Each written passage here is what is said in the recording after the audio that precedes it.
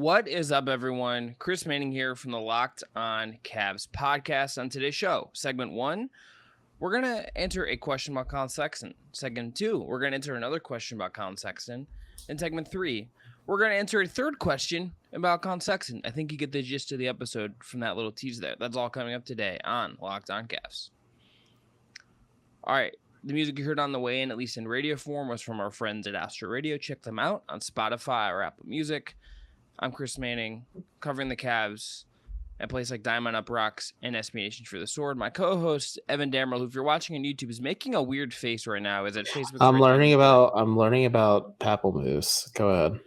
Have you not? I also LaCroix. I know it's grapefruit, but I was wondering why it was grapefruit, and it's a Dutch meaning for grapefruit, which is fascinating. Just something you learned every day. It means. Comes from pompel and lemos. Pompel can be translated to Dutch as fat or swollen, and lemos is Dutch word for lemon. So it literally means fat lemon. It's a vibe. But that's right. Good look. Go ahead, keep introducing us. So today's show, we're going to answer some Collin Sexton questions that we came up with. We'll do a Sexton mailbag next week. So if you have Collin Sexton mailbag questions, lockedoncast@gmail.com, Twitter, etc. Evan, I have come up with 3 questions, so let's just hop into these. Number 1, I didn't read them at all, so I'm just getting them as fresh as. Oh, I read them. Now I'm reading them, but I didn't plan. That's fine. Number 1, do he and Caris LeVert make sense on the same team? Yeah, I think so. It's an interesting thought exercise, but I think the mentality I've maintained just at the end of this season up to this point and probably through training camp and for a little bit is you don't sign Caris LeVert to an extension. You sign Collin Sexton to one. You figure out how these two mesh and gel together. And if they don't, you obviously use that LeVert contract and possibly future picks or something else to make a move of some kind, maybe around the trade deadline, because I'm going to give LeVert the benefit of the doubt that he came into a season or a situation in Cleveland where he never got fully acclimated, whether it was due to injuries or anything else that just kind of was out of his control. Just learning a new teammate and everything else too is just hard. And I think maybe giving him a full off season to get healthy and a full training camp under Bickerstaff to kind of get acclimated with the systems and intricacies of what Cleveland is doing can help a lot. And we'll be talking about this in the other episode I'm wearing this hat and shirt in, but like connector pieces, like LeVert could be a connector piece for this bench unit where he could be a big bodied playmaker who helps alleviate some of the playmaking need off the bench behind Darius Garland as well. So I think they can coexist, but I'm willing to put a pin in it and also return to this conversation maybe 15, 20 games into the season. Yeah, I think let's do something positive. I'll enter this positively first. I think if you're looking at Sexton as a guy that can space, that gives you another ball handler, and like you're adding another layer to this in a way that I think is important. I think you need more ball handlers. I think this team needs more creation to avoid being stagnant in offense. I think you can look at it and say, okay, maybe there's still another backup point guard to go find, whether it's like on the cheap in the draft or a veteran, whatever, that maybe complicates. Just never mention the name Mike Conley to one Christopher W. Manning. We'll do a Mike Conley episode at some point. It's like a thing once we kind of see where that goes. I think we already promised that, but my thought on this is that like you can look at it from an offensive standpoint, and I think you can find a way to make it make sense, right? Like I think there's a way to make it work. I'm more concerned about the defensive side of the ball. I think they're both. Collin might end up being like a solid-ish defender if the effort's there and whatever, and maybe he'll improve on that end as we go here. I think the effort could be there if he doesn't have to expend so much energy offensively. But he's also not going to be particularly big as a stout defender. That kind of is going to limit you a little bit. I think LeVert is not a particularly able defender. And so you're putting even more pressure on Mobley. You're putting even more pressure on Allen and like whoever the fifth guy in those lineups are. Or if it's like one of only Mobley or Allen, it's with those guys. It's a lot of pressure on those guys to really prop up those defensive lineups. Now, you could argue, I think, kind of reasonably, that the part of the point of having those two guys is that they can help shore up some of your deficiencies and do some extreme work to kind of make some of these other things that aren't perfect work. but I am a little skeptical of how that is like a defensive pairing would work, like how you kind of make it all work. And it also depends on Sexton's ability. A thing I think I am bullish on, dare I say young bullish on. Cringe. Look, you make L plus ratio you make plus weird your jokes. mom. You make weird jokes about my mom. By the way, happy belated birthday to my mother, and never do that again. I will smack you like you're Chris Rock. What, me smirk and raise my eyebrows? Yeah, when I mentioned my mother. Yeah, happy birthday to her. Okay. I hope Ellen at some point just sees the light. It just as Evan. She knows, dude. She knows. Okay. Literally sent her video of Wilmer in my bed saying, "Didn't know your mom was in my hotel room," and she's like, "Come on." Okay, getting back to this. I think there's ways to sort of make all of this work and massage it and figure it out. And there's an argument you can make that like you need to take the chance on the offensive upside of this to make it work. I am just a little skeptical that it is perfect. And a lot of this probably will depend on Collin Sexton's ability, which I'm bullish on, to get back to what I was saying. And before I derailed myself, him being a guy that can play off ball, be a spacer, cut, do all that stuff. And that would kind of help organize this a little bit, I think. No, I think you're spot on that. I think we're in the same spot, really, where we are optimistic that it can work just because we're both willing to give Caris LeVert the benefit of the doubt. But there are concerns heading into next season with this pairing in theory, because let's just say Collin Sexton is still starting for the Cavs next year if he signs an extension with them. I know that the Cavs really wanted to try out the Garland-LeVert lineup as a starting unit, but maybe you start Sexton still too. That would mean LeVert's likely your first guard off the bench, and maybe the Cavs get a little freaky with it and they explore playing those two with Garland at the same time too. You got to make sure two of those pieces are viable, because in theory, one-on-one, Garland and Sexton are viable as a unit at times together. One-on-one, Garland and LeVert are viable together on the floor. If you mix all three, is this going to work? And I think the best way to find out is if you just mix LeVert and Sexton together. And this all just gets thrown out the window too if the Cavs draft Malachi Branham too, who I think overlaps more of what LeVert than Sexton does. And if it's Branham who is your rookie and he's still here, I know I talked about the possibility of possibly just stashing him on the bench and maybe getting him spot minutes whenever you can, but maybe worry about his long-term impact down the line instead of next season. But if you're the Cavs, and the question then becomes, how do you find playing time for Brandon? Like, I know I suggested the idea of stashing him on the bench, obviously, and maybe not playing him much, but you still want to find him minutes. And that's even tougher when you have LeVert and Sexton ahead of him, especially if you have Sexton signed to a long-term contract. Then maybe this conversation changes a little bit, because I really do notice a lot of overlap between Branham and LeVert. And actually, Malachi Branham, during his media availability at the draft combine, said he studies a lot of Caris LeVert when it comes to players that he studies at the NBA level. So I think there might be a little bit of imitation as a sincerest form of flattery there. And I just don't think that's viable for the Cavs if you have all three of those guys in your roster. And then you maybe explore trading LeVert at that point. But I don't know. That's just kind of where I'm at. And I think the draft will maybe shape the future of these two together. But for now, I think the best way to figure out how to make this fit work is just pairing those two on the floor, and then ideally just trying to figure it out from there. Maybe Okoro is that third wing that joins them, and they don't play like a true point guard in that lineup either. Yeah, Sexton and Okoro shooting would have to, I think, to kind of work, or you have to find Kevin Love might be a fit in that interior marketing. The other part of this that I don't think we should go too deep into, but it's just something hanging over this, is I would be sort of surprised if they paid both of them. Oh, no. I think I said this at the top.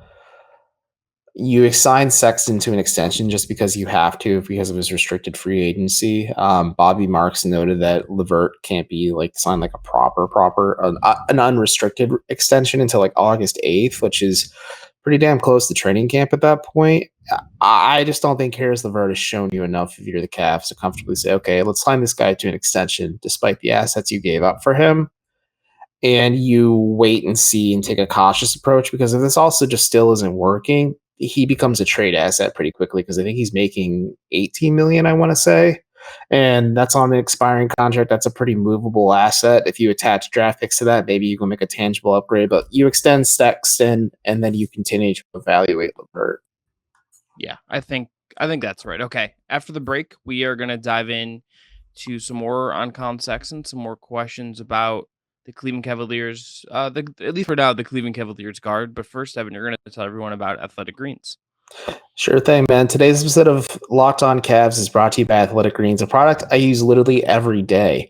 I started taking Athletic Greens because I wanted to take control of my health, and with one delicious scoop of Athletic Greens, I'm absorbing 75 high-quality vitamins, minerals, and whole food source superfoods, probiotics, and adaptogens to help start my day right.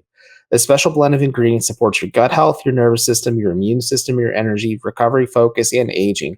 It pretty much covers everything. It's lifestyle friendly as well. Whether you're keto, paleo, vegan, dairy free, or gluten free, and it contains 1 gram of sugar, no GMOs, no nasty chemicals or artificial anything, all while still tasting good.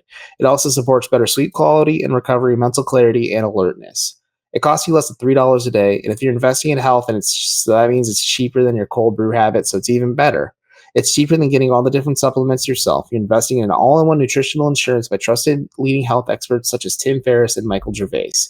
To make it easy, Athletic Greens is giving you a free 1-year supply of immune-supporting vitamin D and 5 free travel packs with your first purchase. All you have to do is visit athleticgreens.com/NBA network. Again, that is athleticgreens.com/NBA network to take ownership over your health and pick up the ultimate daily nutritional insurance. All right, thanks for making Locked On Cavs your first listen every day. Now, go check out the Locked On NBA Big Board Show. Host Rafael Barlow from NBA Draft Junkies and author of the NBA Big Board newsletter is joined by Richard Stamen, Sam Ferris, and Leif Thulin, giving fans an in-depth look into the NBA draft, mock draft, player rankings, and of course, big boards. It's free and available wherever you get your podcasts. Okay. Evan, this is the one that I of the questions I came up with for this that I think is the hardest to answer. I have the hardest time answering what I'm going to ask here. And that question. Well, don't feel bad, man. It can never be as hard as me struggling through that Athletic Greens read. You did a great job. I wish I'd remembered the. Never mind. Did you feel like we learned anything from what Sexton is or where he's headed? Do you feel like you learned anything of substance that you kind of can grab onto before the meniscus injury? This is a tough question because I think we have an idea of what Sexton is as like an elite 3-level scorer who is really good at getting to the line as well. Just is a spark plug who consistently scores in a highly efficient manner. But you could see his role shifting quite a bit. His usage rate was gone down quite a bit in the limited window he had with the Cavs last season. And we were still kind of figuring out where he was in the grand dichotomy of Cleveland's offensive scheme, because clearly like they're better by putting the ball in Darius Garland's hands, upping his usage rate, and like his assist to turnover percentage was amazing. Like there's so many good things about Darius just being the lead guard of this offense. I think it's still going to be a work in progress this season. I just think it's hard to rewire a player completely like that. Like Isaac Okoro has admitted many a times he struggled a lot last season with just having to be a guy who plays primarily off ball, while Garland or at the time Rubio or Rondo initiated the offense. So you have to figure that out, and I think you can figure it out with Sexton. I think he's willing to make this work, and he wants to be here, and I think he realizes that this is Darius's team between the two of them, and I'll give him the benefit of the doubt, but I need a larger sample size before I can say, okay, this is what's working, this isn't working. Maybe we need to make a change in X, Y, and Z, because it's just such a small sample size because he tore his meniscus relatively early into the season. I think I come away thinking I don't feel like I learned a ton. But where he's at or where he's going? No, about like just how this all sort of works and where it was, because doesn't play a ton of games last year. Obviously, it's 11 games. It's not a lot. No. His usage rate in terms of like how much he's being featured in the offense is close to where it was in year 2, but down from year 3, that real breakout season. So he's still having the ball a lot. Hadn't been he'd taken some more threes. Free throw rate was down from the previous year. Wasn't was shooting pretty poorly from 3 when he goes down. I don't think looked super had kind of looked comfortable yet. Field goals were down. Like everything was kind of down in a way that is different, and that makes sense. His role changed. He was playing more off ball, even if he was getting the ball in his hands and finishing plays a lot. This was a different structure for Collin Sexton of a role that he'd ever had, and that was going to take more than 82 games to kind of go right. Like it was never going to be a thing where like he is solely this one thing, and then it just kind of naturally clicks in place. Like this was always going to take some time. And the numbers are lower than you would sort of expect from where you would think from an efficiency standpoint, and there's you could point to lots of reasons for that. I think I just come away kind of being like this still feels like an unknown to me because again this was 11 games, it was 316 minutes. Like it is the smallest of small sample size. Like his assist rate was like basically half of what it was the year before. His turnover rate at the same time had gone like up 4% from the year before, but like that doesn't feel totally like in line with like what Collin had been previously. Like the year before, in 2020, 2021, like he had a pretty high solid assist percentage versus a pretty, reasonable turnover percentage. And like, I don't feel like what we saw was exactly real, but I also don't know how it totally works in a different role for himself. And then I think you factor in this year, it's like, hey, Evan Mobley's also going to be you would assume he's going to take on more on offense. You would assume he's going to do some more. How does that impact Collin? There's just like a lot I feel like I don't know and have like a great grasp on from like what we've seen. I think I'm probably more on the optimistic side of it because I'm bullish on Sexton. I also am just a little bit like, I don't know exactly how this is going to work. It's a little unclear to me of like exactly how it all comes together. And especially because again, I think like not only is it going to be another year where like Darius Garland is back and everything, and like Collin's back, but then you could say, okay, he's there, but Levert's there, we talked about, and Evan Mobley's going to do more, and like that, there's just more going on here than there ever really has been in his time in Cleveland. Yeah, it is tricky. Where to figure out how things go. Like there's who they bring in free agency as well. There's the draft factor. Like who do they select? Is this a player that they expect to kind of carve out a meaningful spot in this rotation?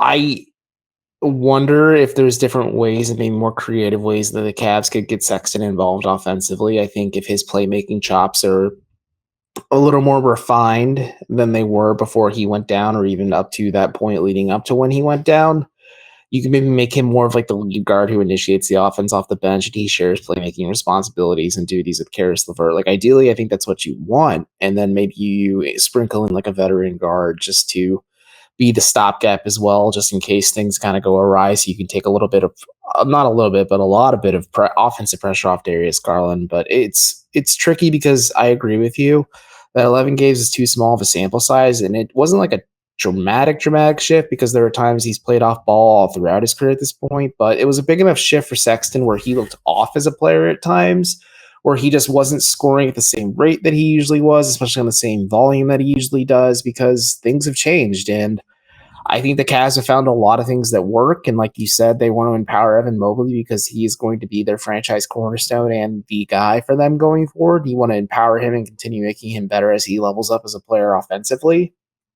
And there's just going to be a certain established pecking order where maybe you also have to take that into consideration with signing him to an extension this summer. Like, how much is he going to fit in your young nebulous because you have a clear big three? And is he a piece that you think can fit in? Or is he a lot more expendable in like a sign and trade scenario where you can get more of those pieces, whether it's shooting or whether it's connective guys or just different pieces in between that kind of round out this big three a bit more? It's an interesting situation, a lot to break down, and it's something I don't envy because it's not an easy decision either. Yeah, this is like one of the most important things that the Cavs will have to decide this summer. Like arguably the most important thing, right? Like it is a very, very loaded thing to kind of figure out a little bit. I'm curious to see kind of how they handle it. And I don't really have like a good I don't have like a good answer on like how this will sort of work, like it is tricky for me to like look at this and say like this is exactly the right decision. This is exactly the thing you should do. I don't think that question like is I think if anyone tells you they are fully comfortable in answering this, I think they're like being a little aggressive there, you know? Like Because we it's just what also, it is. I know the Cavs being the team that employ Collin have a familiarity with his medicals, but they also haven't seen him play since November of last year. So, like, where is he at physically as well, and also mentally in that aspect too? Is like, does he have any roadblocks or concerns with using that athleticism or burst? Like, he could be a little bit of a different player when he comes back as well, and I think that goes into consideration too. Yeah, I mean, there's probably there's like a readjustment period, right? Like there's probably some I of wouldn't that say be load management, just maybe it's going to be there's a ramp up there's a period for ramp guys. up Yeah. because when he had his exit interview, Sexton said, like, I'm not fully cleared for on-court activity yet. So, like, he's doing, like, one-on-one, maybe, like, one-on-two stuff with, like, coaches, but he's not going out there playing 5-on-5 with his teammates because physically he just isn't there yet, and that's the right approach. And he said he should be ready for training camp, but, like, that's a lot of catching up he has to do with a team that is very different than the one he left. Yes. All right. After the break, one more Collin Sexton question. This one centered on his 3-point shooting specifically. But Evan, first, I'm going to tell everyone about our friends at Built Bar. And look, this is the time of year when a lot of people have given up on their New Year's resolutions. Built Bar can help you stick to them and continue to eat right in the new year. Built Bars are covered in 100% real chocolate. Yes, 100% real chocolate. And if you go to built.com, you can check their macros chart. You're going to be blown away. Most Built Bars contain 130 calories, 4 grams of sugar, 4 grams of net carbs, and 17 grams of protein. Compare that to a candy bar, which usually has around 240 calories, 30 grams of sugar, and dozens of net carbs. And they have great flavors: mint brownie, coconut. They have the birthday cake puffs right now, the brownie batter puffs right now. They make everything delicious, and new flavors come out all the time. If they think a flavor might be good, they're going to make it, and it's going to be delicious, and it will be good for you. So go to built.com, use the promo code LOCK15, and get 15% off your order. Again, the promo code for all the great flavors at Built is LOCKED15, LOCKED15 for 15% off at built.com. Evan, now tell everyone about our friends at Rock Auto. Beep, beep, beep. This episode is brought to you by Rock Auto. With the ever-increasing numbers of makes and models, it is now impossible for your local chain auto parts store to stock all the parts you need. Why endure often pointless or seemingly intimidating questions and wait while the person behind the counter orders the parts on their computer, choosing the only brand their warehouse happens to carry? You have access to computers with rockauto.com at home and in your pocket. Save time and money when using Rock Auto. Why choose to spend 30%, 50%, or even 100% more for the same parts from a chain store or car dealership? Rock Auto is a family business serving do-it-yourselfers for over 20 years, and their prices are reliably low and are for every customer. Rock Auto has everything you need from brake parts, tail lamps, motor oil, and even new carpet.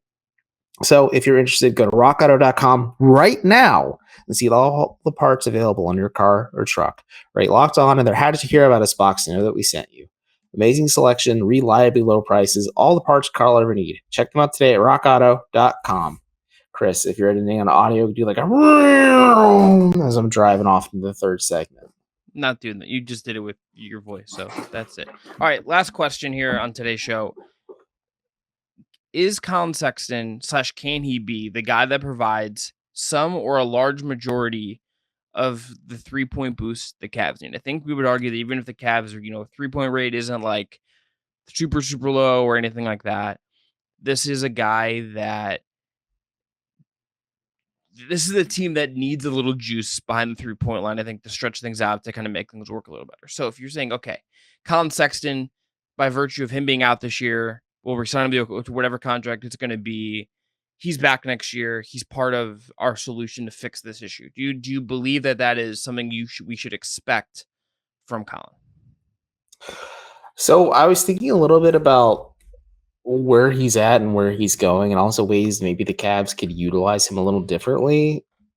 If you look at a player like Gary Trent Jr., who is physically a somewhat similar player to Sexton, but just completely different offensively, just in terms of like just Wasn't Gary 3-point Trent like attempts. 6'5", 6'3", 6'5"? He's a little bigger. He's a little. He's 6'6". How are they? Go into this. I want to know where you're going. He's not 6'6". I Gary promise Trent you. Jr. is Gary Trent Jr. My brother in Christ, I promise you, he is not 6'6". Okay, he's But listed. He's listed at 6'6".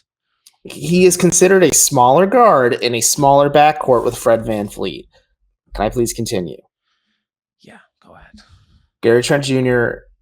has a little bit of the similar game to Collin Sexton, but the fact that he takes a lot more threes compared to Collin Sexton, I think is a way the Cavs could utilize him, because Sexton is not a bad 3-point shooter. Not in the slightest. He has his annual dip at the beginning of the season where he kind of struggles from the 3-point line, and then all of a sudden just starts clicking again and hitting not everything, but a lot more of things than he was before. And if the Cavs find more creative ways to get him utilized in this off-ball scenario where you get him off cuts, screens, drags, you name it, just kind of have like maybe that guy floating on the perimeter. If you're like Garland, if you like attack the basket, you can use it as a kick out, or if like Mobley in the post or Allen in the post, you can smartly read to a floating Sexton on the edge. Like, there are ways for the Cavs to get Collin clean looks from three, kind of like they did for Garland. And the inverse of that is, if you get Sexton going, it makes the rest of the offensive life easier too, because you have Garland, who is also off the ball with Sexton having the ball in his hands too, and he's going to have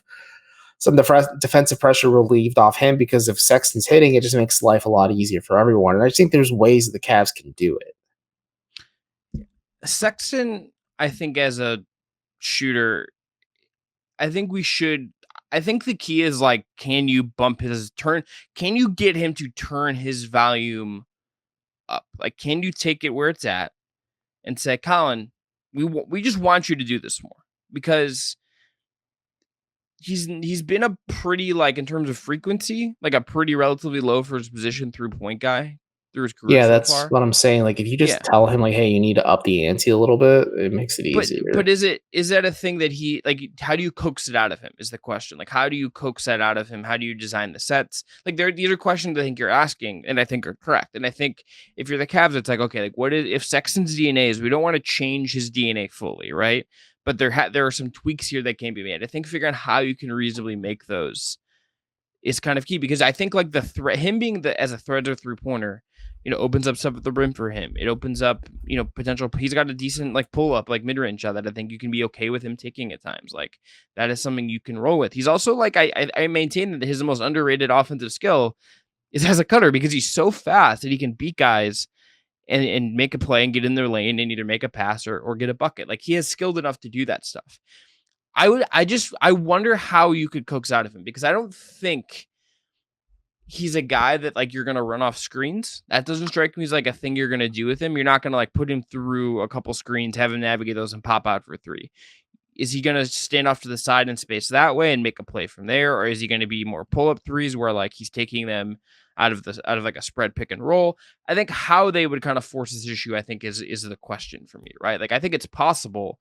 And I think if he took 26%.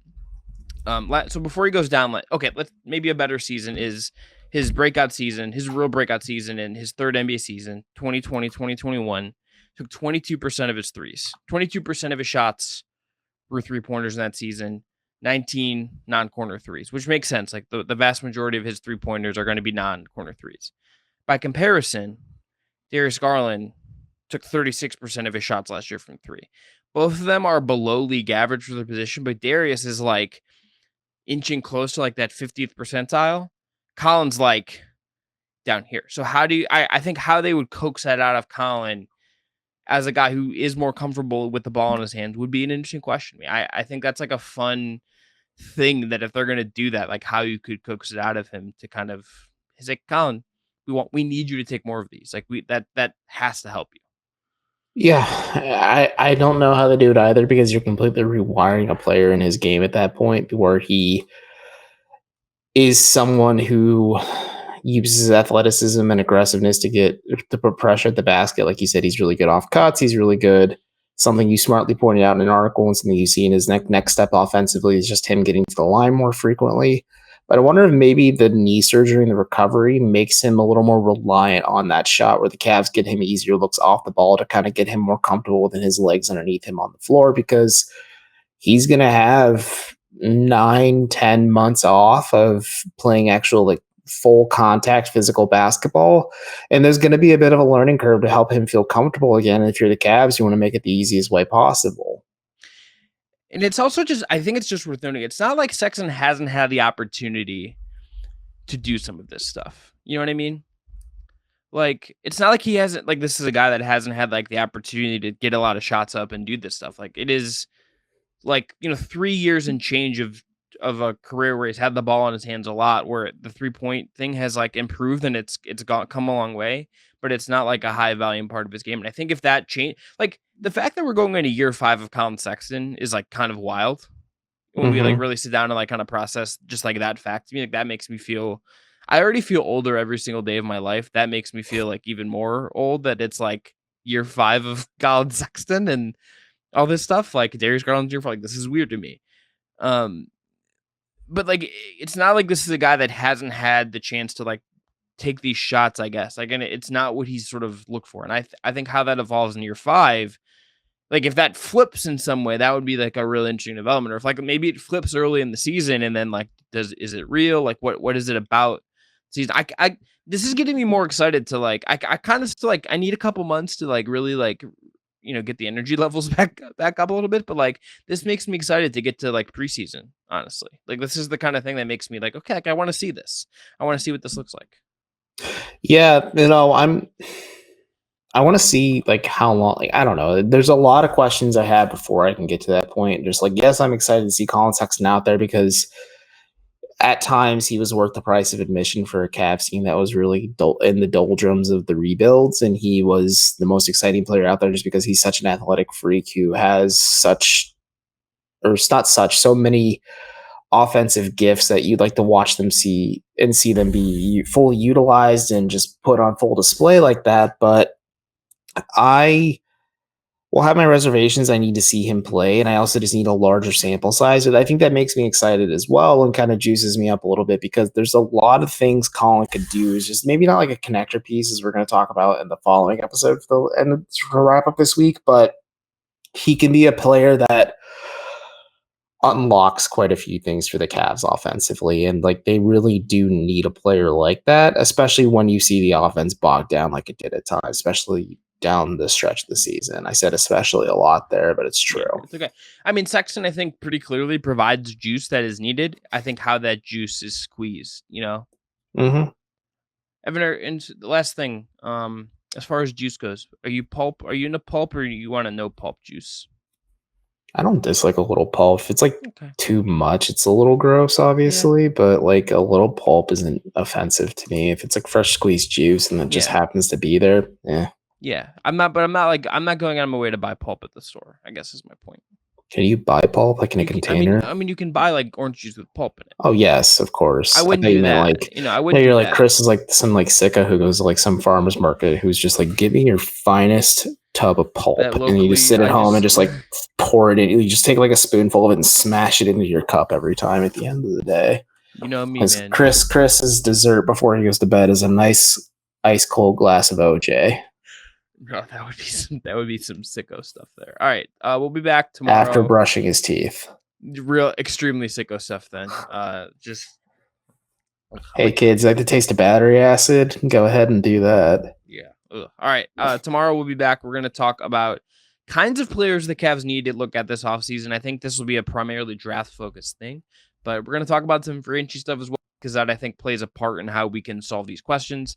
So we hope you tune in for that. I want to thank you again for making Locked On Cavs your first listen every day. Now, go make your second listen Locked On NBA. From the first jump off of the play-in tournament to the last possession of the finals, Locked On experts take you deep inside the playoffs with insight and analysis affecting all 30 teams. Everyone be well, and talk to you soon.